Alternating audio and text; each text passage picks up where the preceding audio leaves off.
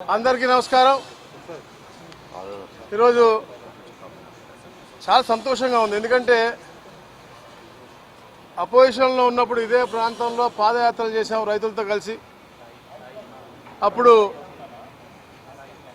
గొడ్డలపాటి నాయకులు ఎన్ని కూడా గ్రాఫిక్స్ అని చెప్పి మభ్యపెట్టి ఎంతో తప్పుడు ఆరోపణలు చేసి ప్రజల్ని నమ్మించే ప్రయత్నం చేశారు. ఆ రోజు కూడా మేము పాదయాత్ర చేశాము, చూపించాము, ఇన్ని బిల్డింగ్లు కట్టారు, పైకి ఎక్కుదాం రండి దమ్ముంటే అని చెప్పి అసెంబ్లీలో కూడా పోరాటం చేశాం. అయినప్పటికీ కూడా వాళ్ళకి ఈ ప్రాంతం మీద ఉన్న కక్షతో, ఇక్కడ రైతుల మీద ఉన్నటువంటి కోపంతో, ఎందుకంటే చంద్రబాబు నాయుడు గారికి అంత పెద్ద ఎత్తున ల్యాండ్ పూలింగ్లో చరిత్రలో ఎవరు ఇవ్వని విధంగా ఇచ్చారు కాబట్టి అక్కసుతో దీన్ని అమరావతి నిర్వహించేద్దామని చెప్పి ప్రయత్నం చేశారు. 2014-19లో మన కళ రాజధాని కావాలి, అది అమరావతి అవ్వాలి, ఈ ప్రాంత ప్రజలందరికీ కూడా ఈ ప్రాంతమే కదా ఆంధ్ర రాష్ట్ర ప్రజలందరూ తెలుగు జాతి అందరూ కూడా గర్వించే విధంగా మంచి రాజధాని కట్టాలని చెప్పేసి గౌరవ ముఖ్యమంత్రి గారు అప్పుడు నారాయణ గారికి కానీ కమిటీకి కానీ అప్పచెప్పడం, తక్కువ సమయంలో అద్భుతమైన కట్టడాలు తీసుకురావడం. కానీ కొన్ని ఏదైతే అబద్ధాల పునాదులు పుట్టినటువంటి పార్టీ కాబట్టి అన్ని అబద్ధాలు చెప్పి 2019లో తెలుగుదేశం పార్టీ కూటమి పార్టీ ఓడిపోయిన తర్వాత దీనిపైన బురద జల్లి ఎవరైతే అసెంబ్లీలో చెప్పాడో తప్పకుండా రాజధాని ఇక్కడే రావాలా, సెంట్రిక్గా ఉంది ఇది స్టేట్కి, తప్పకుండా 30,000 ఎకరాలు రావాలని చెప్పినటువంటి వ్యక్తి మాట మార్చి మరి 3 రాజధాని అన్నాడు, ప్యాకెట్ అన్నాడు, ఇదన్నాడు, చేశాడు. మళ్ళీ ఇప్పుడు చూస్తే కొత్తగా పిచ్చిగా మ్యావిగాన్ అంటా ఉన్నాడు, మళ్ళీ విజయవాడ అంటాడు, రేపొద్దున ఇంకోటి అంటాడు. అట్లా అంటే చెప్పాను నేను మొన్న కూడా, ఎవరిని కూడా సుభిక్షంగా ఉండటం ఆయనకి ఇష్టం లేదు. ఆ గొడ్డల పార్టీ అధ్యక్షుడికి ఇద్దరు కూడా హ్యాపీగా ఉండటం ఇష్టం లేదు. కులాల మధ్య చిచ్చు, ప్రాంతాల మధ్య చిచ్చు, అన్ని రంగాల్లో చిచ్చు పెట్టే ప్రయత్నంలోనే ఈ మ్యావిగాన్ ఒక పేరు.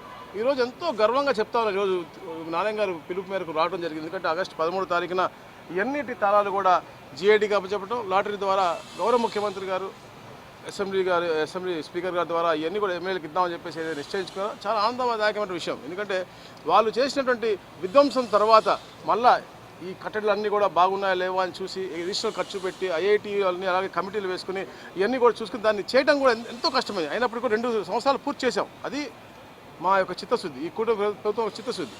చంద్రబాబు నాయుడు గారు కావచ్చు, పవన్ కళ్యాణ్ గారు కావచ్చు, లోకేష్ గారు కావచ్చు, నారాయణ గారు కావచ్చు.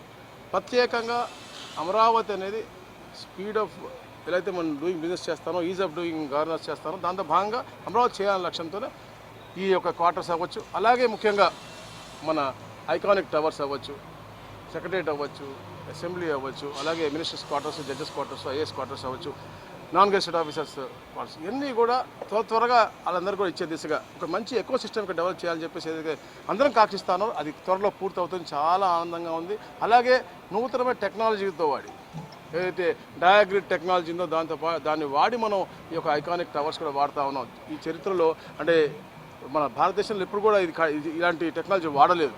ఈ ప్రపంచంలోనే 5 దేశాల్లో ఇది వాడారు. చైనా అవ్వచ్చు, దుబాయ్ అవ్వచ్చు, యూకే అవ్వచ్చు, యూఎస్ అవ్వచ్చు, ఇట్లా వివిధ దేశాల్లో వాడారు తప్ప భారతదేశంలో మొట్టమొదటిసారిగా అది వాడటం, దాని ద్వారా ఎక్కువ స్పేస్ ఉపయోగించిన విధంగా రాబోయే తరాలకు మంచిగా ఉపయోగపడే విధంగా ఈ యొక్క కట్టడాన్ని కడతా ఉన్నారు. చాలా ఆనందంగా ఉంది. త్వరగా ఈ యొక్క మినిస్టర్స్ క్వార్టర్స్ అన్నీ కూడా పూర్తి అవ్వటం, ఒక ఎకో సిస్టమ్ ఈ ప్రాంతం డెవలప్ అయితే రాజధాని మీద నమ్మకం కూడా ఇంకా ఇదే ఉంటుంది చెప్పేసి. అలాగే అయితే గొడ్డల పార్టీ వాళ్ళు వేసిన బురదంతా కూడా వాళ్ళు ఎప్పుడు చెప్పి నేను చెప్తా ఉంటా, అబద్ధాల పునాదులు పుట్టిన పార్టీ అన్ని అబద్ధాలు చెప్పి 2019 వచ్చారు, 1924లో కూడా అన్ని అబద్ధాలు చెప్పారు, గ్రాఫిక్స్ అన్నారు, అది అన్నారు, ఇది అన్నారు.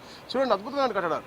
నివాసం అంటే నివాస యోగ్యం అని కాదు, ఫ్యామిలీతో పాటు ఉండి వచ్చినటువంటి కార్యకర్తలు చూసుకుని రిసీవ్ చేసుకునే విధంగా ఒక ఆఫీస్ అవ్వచ్చు. అలాగే క్లబ్ హౌస్ కూడా అద్భుతంగా 68,000 స్క్వేర్ ఫీట్తో అందరూ ఉపయోగించినది. ఆహ్లాదకరమైన వాతావరణం క్రియేట్ చేయాలని, అలాగే స్కూళ్ళు, ఆసుపత్రులు, అట్లా కావాల్సిన అన్ని ఎమ్యూనిటీస్ కూడా, అలాగే మన టవర్స్ ముందు కూడా ఎమ్యూనిటీ సెంటర్స్ కూడా, అట్లా ఇక్కడికి వస్తే ఎక్కడికి వెళ్ళాల్సిన అవసరం లేకుండా ఇక్కడే మొత్తం ఎకో సిస్టమ్ ఉండి, అలాగే ఏదైతే సర్వీసెస్ ఇవ్వాలో గవర్నమెంట్ సర్వీసెస్ అవ్వచ్చు, ముఖ్యమంత్రి గారు ఆఫీస్ అవ్వచ్చు, అలాగే హెచ్ఓడీస్ కూడా. ఇప్పుడు మనం ఉన్నాం, ఇప్పుడు అక్కడ సెక్రటరియట్ ఉంటే హెచ్ఓడీస్ విజయవాడలో ఉన్నారు, లేదా గుంటూరు ప్రాంతంలో ఉన్నారు. అలా కాకుండా అన్నీ కూడా ఒకే బిల్డింగ్లో వచ్చే విధంగా ఈ అద్భుతమైన ఐడియాతో ముందుకెళ్తా ఉన్నారు.